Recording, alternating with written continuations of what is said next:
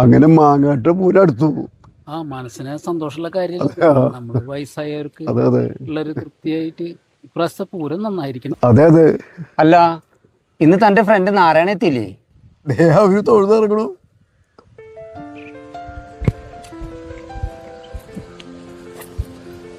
ഏതാ മാധവന്റെ കൂടെ ഒരു പെൺകുട്ടി?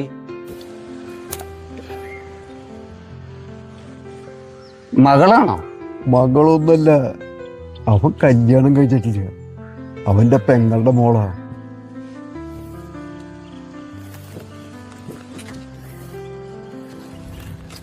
നാരായണൻ കല്യാണം കഴിച്ചിട്ടില്ല എന്നുള്ളത് ഇതുവരെ തനിക്കറിയില്ലേ? അത് ഇവൻ എങ്ങനെ അറിയാനാ?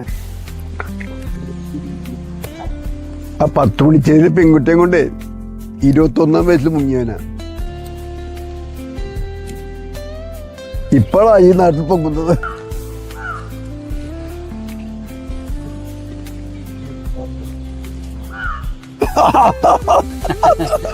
കൊള്ളാലോ. കള്ളന്റെ ചിരി കണ്ടില്ല. ഒന്ന് പോടും. നിങ്ങളെല്ലാരും വന്നിട്ട് കൊറേ നേരമായോ? ഏയ്, അധികം നേരം ആയിട്ടില്ല. മോള് നടന്നോളൂ, അമ്മാവൻ പിന്നെ വന്നോളാം. ശരി.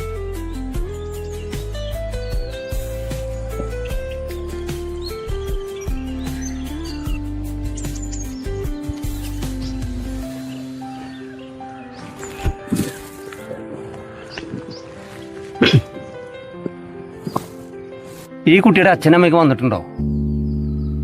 ഏയ് ഇല്ല. അതെന്താ?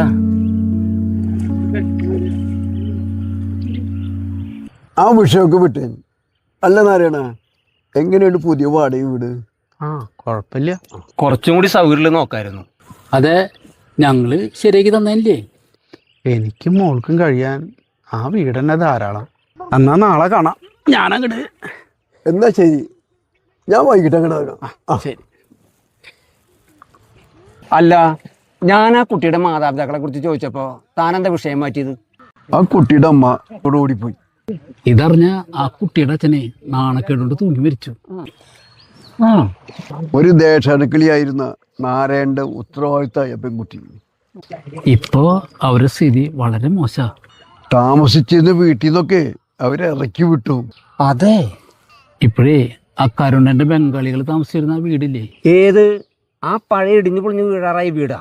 ആ അതന്നെ. ഇപ്പൊ അവര് അതിലെ താമസം. അതെ, അവിടെ ആവുമ്പോ അധികം വാടക കൊടുക്കണ്ടല്ലോ. അപ്പോ മറ്റുള്ള കാര്യങ്ങളൊക്കെ എങ്ങനെയാ നടക്കണേ? ഇപ്പൊ നാരായണന് ലോട്ടറി കച്ചവടം ഉണ്ട്. ആ പെൺകുട്ടിക്ക് വല്ല ജോലി നോക്കിക്കൂടെ? 7 വരെ പഠിച്ച കുട്ടിക്ക് എന്ത് ജോലി കിട്ടാനാ? കുറച്ച് തുന്നലൊക്കെ പഠിച്ചിട്ടുണ്ട്. നമുക്കൊരു മിഷൻ മേടിച്ചു കൊടുത്താലോ? നല്ല ഐഡിയ ഒക്കെ തന്നെയാ. പക്ഷേ എന്താ ഒരു പക്ഷേ? താൻ ആ പെൺകുട്ടീനെ കണ്ടില്ലേ? അതിന്റെ കല്യാണ പ്രായമൊക്കെ കഴിഞ്ഞു തുടങ്ങി. അതെ, ആ കുട്ടീനെ ആരെയും കയ്യിൽ ഏൽപ്പിച്ചാലേ നാരായണനൊരു സമാധാനമുള്ളൂ.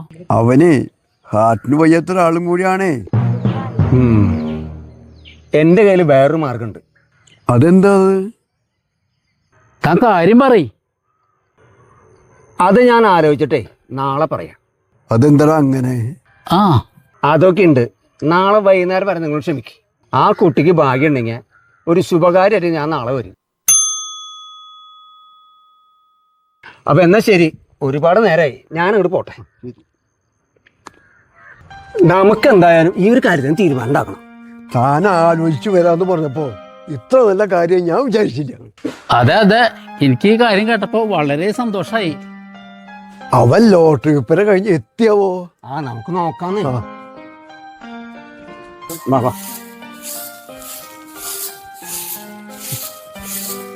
വന്ന ലക്ഷണമൊന്നും കാണാഞ്ഞല്ലോ. മോളെ, അമ്മാവനില്ലേ? എല്ലാരും ഉണ്ടല്ലോ. എന്താ പതിവില്ലാതെ എല്ലാരും ഇങ്ങോട്ട്? അതെന്താ നാരായണ, ഞങ്ങൾക്ക് ഇങ്ങോട്ട് വരാൻ പാടില്ലേ?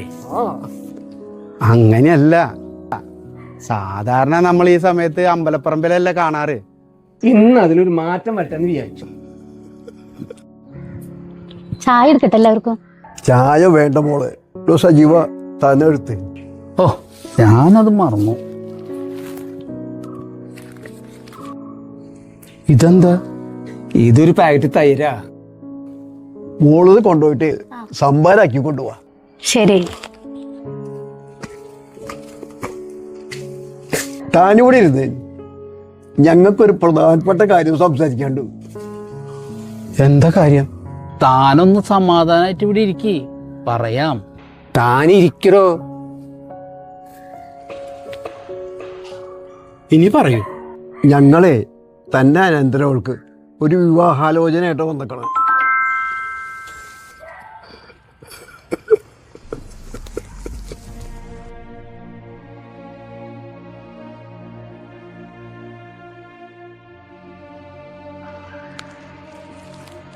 എന്താടോ പെട്ടെന്ന് മുഖം പാടിയത്? ഞങ്ങളുടെ ഇപ്പോഴത്തെ സ്ഥിതി. താനതൊക്കെ വിട്ടേ. ആദ്യം ഞങ്ങൾ പറയുന്ന കാര്യം താനൊന്ന് മുഴുവനായിട്ട് കേൾക്ക്. ആ അതന്നെ. എന്നാ ശരി, നിങ്ങൾ പറയൂ. ഈ കേശുവിന്റെ വകയില് ഒരു പെങ്ങളുടെ മോനുണ്ട്. എന്താ ജോലി പയ്യന്? ഖത്തറിലെ ഒരു കൺസ്ട്രക്ഷൻ കമ്പനിയില് സൂപ്പർവൈസറാ. ഇപ്പൊ അവൻ നാട്ടിൽ വന്നിട്ടുണ്ട്. ഞങ്ങൾ പോയി കണ്ടു. എല്ലാ പണിയും കഴിഞ്ഞ് ഒരിടത്തരം വീട്. സ്ഥലം വീടിന് ചുറ്റി കുറച്ചുള്ളൂ. ചെക്കന് അച്ഛനമ്മയും ഒരു പെങ്ങളും. സംഭാരം.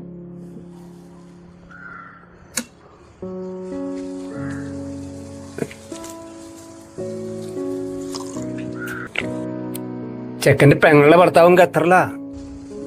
ആളുടെ അച്ഛനും അമ്മയും അവിടെ മകളുടെ കൂടെ അങ്ങ് അമേരിക്കയിലാ. അതുകൊണ്ട് ചുരുക്കം പറഞ്ഞാൽ നമ്മുടെ പയ്യന്റെ പെങ്ങളും കുട്ടിയും അവരെ വീട്ടിൽ തന്നെയുണ്ട്. അപ്പോ അവരോട് നമ്മുടെ കുട്ടിയെ കാണാൻ വരാൻ പറയല്ലേ.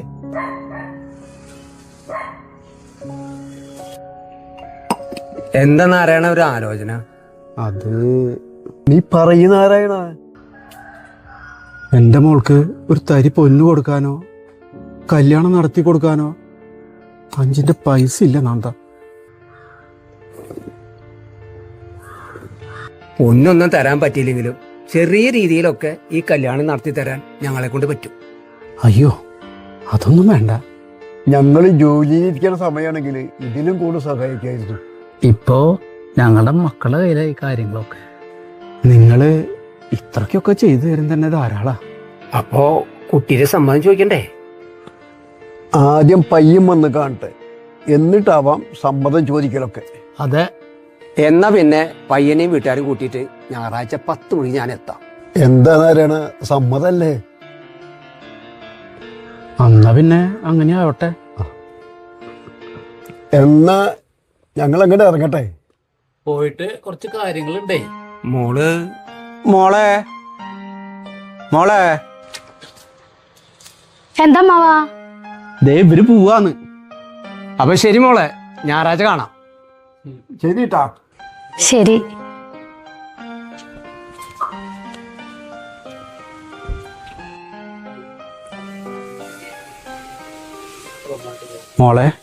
മോളെല്ലാതും കേട്ടില്ലേ?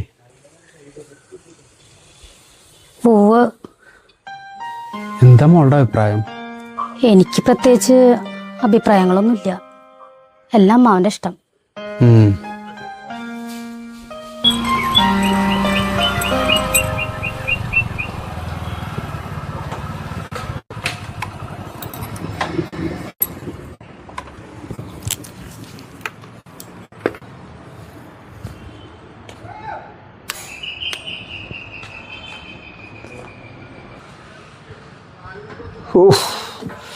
എന്തൊരു ചൂട്. ആരും കാണാനില്ലല്ലോ. ആ ബൈക്കിരിക്കണ്ടല്ലോ. ആ ഇവിടെ ആ ആങ്ങളെയായിരുന്നാ? ആ നീ ഫാൻ എന്നിട്ട് ഫാൻ ഇട്ടാലും ചൂട് കാറ്റാ വരണ ആങ്ങളെ. വാ അകത്തേക്ക് ഇരിക്കാം നമുക്ക്. ആ ശരി. ആരമ്മേ? ഞാനാടാ. ആ അമ്മാവനാ? ഇരിക്കാങ്ങളെ. ഞാൻ വന്നിട്ട് 1 മാസം കഴിയാറായി. എന്നിട്ട് അമ്മാവ് എപ്പോഴാ വരണത്? നീ ഖത്തറിൽ നിന്ന് വന്നതിന്റെ 4ാം ദിവസം ഞാനിവിടെ വന്നിരുന്നു. നീ ആർക്കോ സാധനങ്ങൾ കൊണ്ടുപോയി കൊടുക്കാൻ പോയെന്ന് കേട്ടല്ലോ. ശരിയാ മോനെ, അമ്മാവനും കൂട്ടുകാരും കൂടിയിട്ടേ കുറച്ചു ദിവസം മുന്നേ വന്നിരുന്നു. ആ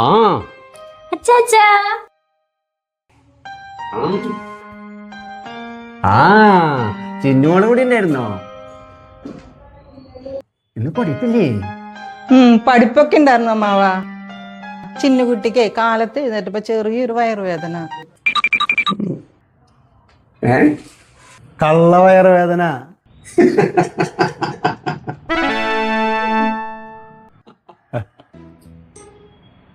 ആ എല്ലാവരും നിർത്തിയേ. നിങ്ങൾ പറയുന്നത് ഞാൻ വിശ്വസിക്കില്ല. എന്റെ ചിന്നുകുട്ടി പറയട്ടെ സത്യം എന്താന്ന്, അപ്പൊ ഞാൻ വിശ്വസിക്കാം. കള്ള വയറുവേനൊന്നല്ല ചാച്ചാ, ശരിക്കും വയറുവേനായിരുന്നു. അതെ, ഇത്ര മാത്രം ചിരിക്കാനൊന്നുമില്ല. എന്റെ മോളെ സത്യം പറയൂ. ഓ ആയിക്കോട്ടെ, എന്റെ മോൾക്ക്. എന്തിനമ്മാവ് ഇതൊക്കെ? ഞാൻ ഇഷ്ടം പോലെ മിഠായി കൊണ്ടുവന്നിട്ടുണ്ട്. ആ അതന്നെ, മഞ്ചില്ലല്ലോ. മിഠായി കൊതിച്ച്.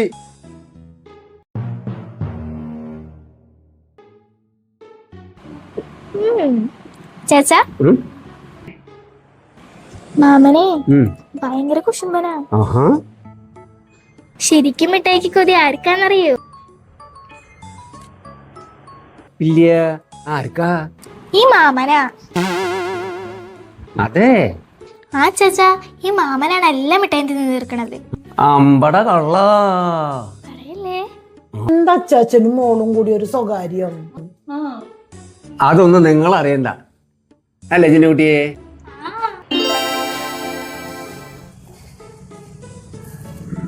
ചിന്നുകുട്ടി കൊണ്ടേറ്റ് മിഠായി മുഴുവൻ തിന്നോട്ടാ. ഹരി വിളിക്കാറില്ലേ മോളെ? കുറച്ചു നേരത്തെ കൂടി വിളിച്ചുള്ള അമ്മാവ. അല്ല, അളിയനെവിടെ? അനിയനെ പടിഞ്ഞാപ്പുറത്ത് നടത്തിക്കുന്നുണ്ട്. എന്നാ ഞാൻ അളിയനൊന്ന് കാണട്ടെ. ആ പിന്നെ നിനക്കൊരു കല്യാണാലോചനയെ കുറിച്ച് ഞാൻ അമ്മയോട് പറഞ്ഞിരുന്നു. ആ അമ്മ പറഞ്ഞിരുന്നു. നിനക്ക് വല്ല ഡിമാൻഡ് ഉണ്ടോ? പ്രത്യേകിച്ചൊന്നുമില്ല, എല്ലാം അമ്മയുടെ ഇഷ്ടം പോലെ.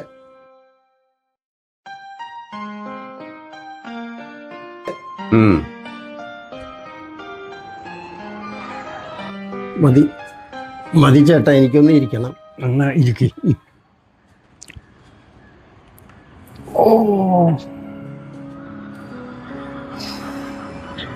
എങ്ങനെയുണ്ടാനിയാ? ആശ്വാസമുണ്ട്. ആ കേശു, നീ ഇതെപ്പോ വന്നു?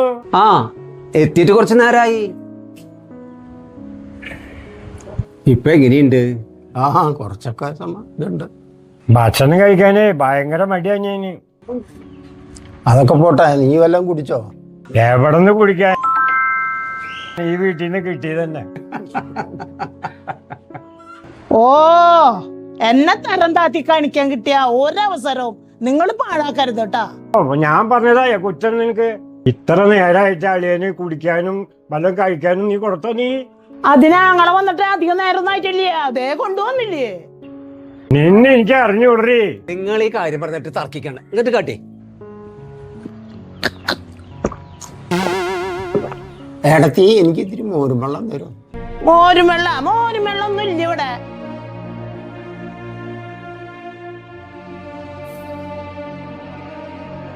നീ എന്തുട്ട പറയുന്നത്? 2 പാക്കറ്റ് തൈരാ ഫ്രിഡ്ജിലിരിക്കണേ. അതെടുത്ത് മോരും വെള്ളം ഉണ്ടാക്കാൻ നിനക്ക് എന്തുട്ട ബുദ്ധിമുട്ട്? ഓ, ഇപ്പൊ കൊണ്ടുവരാം. മോശം പിടിക്കാൻ.